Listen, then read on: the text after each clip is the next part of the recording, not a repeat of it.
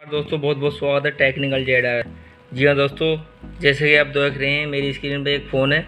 ये फ़ोन है वीवो का Y15। इसमें प्रॉब्लम क्या है, मैं इससे कोई भी चीज़ रिकॉर्ड कर रहा हूँ तो उसमें साउंड नहीं आ रहा है। तो दोस्तों उस प्रॉब्लम को कैसे दूर करते हैं और कैसे दूर करना है हमें, इस वीडियो में पूरी एंड तक बने रहें और देखें किस तरीके से हम इस प्रॉब्लम को दूर कर सकते हैं। तो हमें जाना है अपनी कैप्चर सेटिंग में, जो कि यहीं है।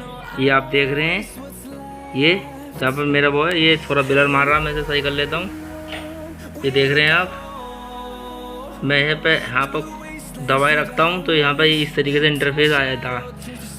तो हमें कुछ नहीं करना, थोड़ा ऊपर करके ये आपको दिख रहा है रिकॉर्ड साउंड। जी हाँ दोस्तों, रिकॉर्ड साउंड जैसे कि दिख रहा है, मैं यहाँ पे क्लिक कर देता हूँ और रिकॉर्ड साउंड पे ये आ रहा है नो। तो इस पर हमें यहाँ क्या करना है, ये है माइक्रोफोन ऑडियो।